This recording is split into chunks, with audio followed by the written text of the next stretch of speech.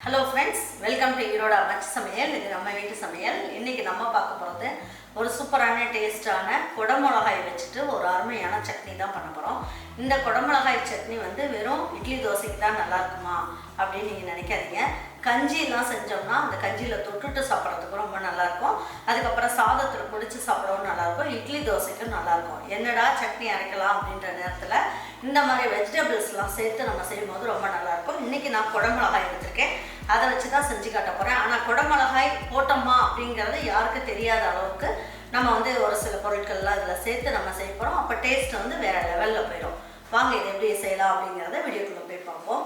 நம்ம ஈரோடு அம்மாச்சி மசாலா வகைகள் எல்லாமே ஃபஸ்ட்டு குவாலிட்டி இன்க்ரீடியன்ட்ஸ் தான் பயன்படுத்துகிறோம்.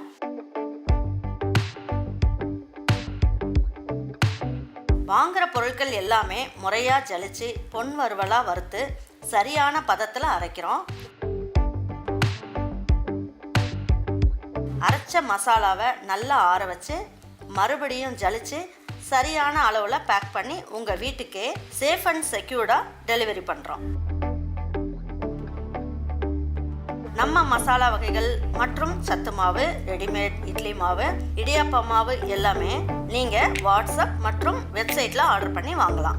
இதில் ரொம்ப முக்கியமான விஷயம், இது full and full pure homemade masala. நம்ம எல்லாருக்குமே ஆரோக்கியம் தானேங்க முக்கியம். இப்போ இதை வதக்கிறதுக்கு ஒரு 3 டேபிள் ஸ்பூன் அளவுக்கு எண்ணெய் ஊற்றிக்கலாம். பாருங்க, இப்போ இதில் 1 ஸ்பூன் அளவுக்கு உளுந்தம்பருப்பு எடுத்துக்குவோம். 1 ஸ்பூன் அளவுக்கு கடலைப்பருப்பு எடுத்துக்கலாம். ஒரு 5 மிளகு, ஒரு பிஞ்ச் அளவுக்கு ஜீரகம், அவ்வளோதான்.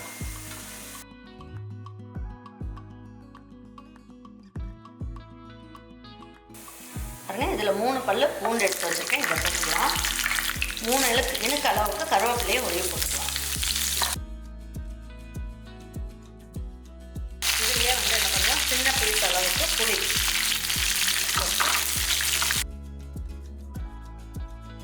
இதுலேயே நல்லா ஒரு கைப்பிடி அளவுக்கு சின்ன வெங்காயத்தையும் போட்டுக்கிறோம்.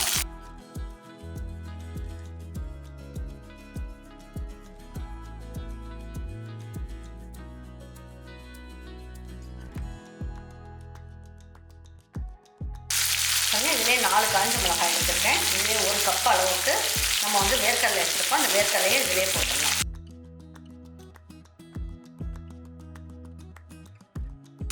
இதுலேயே 2 குடமிளகாயை நல்லா உள்ளே இருக்க விதையெல்லாம் எடுத்துட்டு க்யூப்ஸ் மாதிரி கட் பண்ணி வச்சுருக்கேன். இதையும் நம்ம இதில் சேர்த்துக்கலாம்.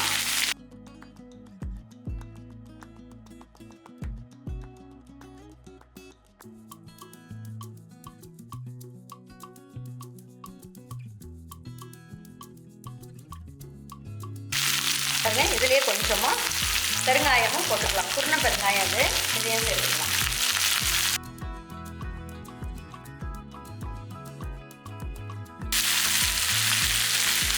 இப்போ இதுலேயே நம்ம என்ன பண்ணுவோம், தேவையான அளவுக்கு சட்னிக்கு தேவையான அளவுக்கு உப்பையும் அதில் சேர்த்துடலாம்.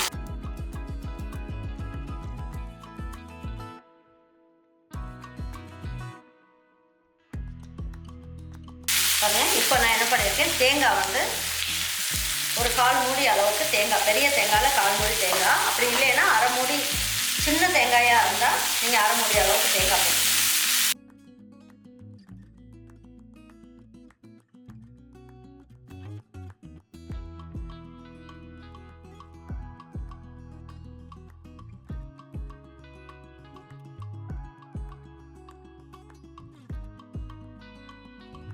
இந்த தண்ணியெல்லாம் ஊற்ற வேண்டாம், இதுலேயே நல்லா வதக்கி எடுத்துக்கலாம். பாருங்க, இது எல்லாமே நல்லா வதக்கியாச்சு. இப்போ எடுத்து வச்சிடலாம்.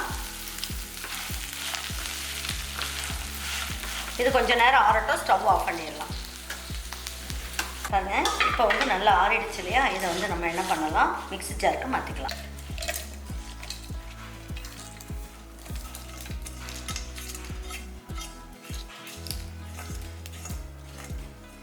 கெட்டி சட்னியாக வேணுன்னா கெட்டியாக தண்ணி ஊற்றாமல் அரைச்சி வச்சுக்கோங்க. இல்லை நமக்கு இட்லி தோசைக்கு வேணும் தண்ணியாக வேணும்னாலும் கொஞ்சம் தண்ணி ஊற்றி தாராளமாக அரைச்சிக்கலாம்.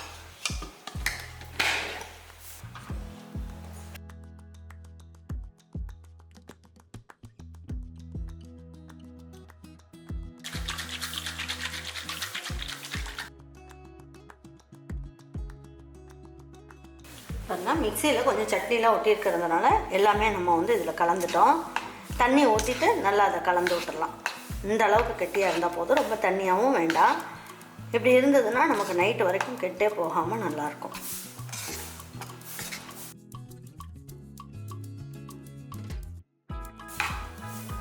பாருங்கள் இதுக்கு ஒரு தாளிப்பு கொடுத்துடலாம். பாருங்கள் ஒரு 1.5 ஸ்பூன் அளவுக்கு எண்ணெய் ஊற்றிக்கலாம். ஒரு 1/4 ஸ்பூன் அளவுக்கு கடுகு, கொஞ்சமாக உளுந்தம் பருப்பு.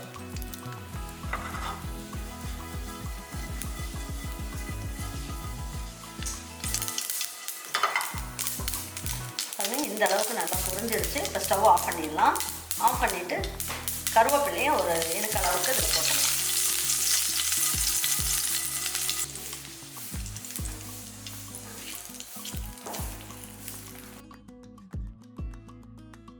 இதை சாதத்தில் பிடிச்சி சாப்பிட்றதுக்கும் நல்லாயிருக்கும். அப்படி இல்லை அப்படின்னா வெரைட்டி ரைஸ்லாம் வைக்கிறோம் இல்லையா, எலுமிச்சம்பழம் சாதம், புளி சாதம் இதெல்லாம் வைக்கும் போது இதை தொட்டுக்கிட்டு சாப்பிட்டு பாருங்கள், சூப்பராக இருக்கும். அதுக்கப்புறம் இட்லி, தோசைக்கு, சப்பாத்திக்கு செஞ்சு சாப்பிட்டு பாருங்கள், அதுவும் அட்டகாசமாக இருக்கும். இதே மாதிரி ஒரு சட்னியை நீங்கள் வந்து என்னடா சட்னி அரைக்கலான்ற அன்னைக்கு இந்த சட்னி நீங்கள் செஞ்சு பாருங்கள். செஞ்சு பார்த்துட்டு வீட்டில் இருக்கவங்களுக்குலாம் கொடுத்து பாருங்கள், ரொம்ப நல்லா இருக்குது அப்படின்ட்டு வாரத்தில் 2 நாள் செஞ்சு கொடுங்கன்ற மாதிரி கேட்பாங்க. அந்த அளவுக்கு அட்டகாசமாக இருக்கும். நீங்கள் இதே மாதிரி செஞ்சு கொடுத்துட்டு அவங்களுக்கெல்லாம் பிடிச்சிருந்ததுன்னா லைக் பண்ணுங்கள், ஷேர் பண்ணுங்கள், சப்ஸ்கிரைப் பண்ணுங்கள், மறந்துடாமல் கமெண்ட்ஸ் பண்ணுங்கள்.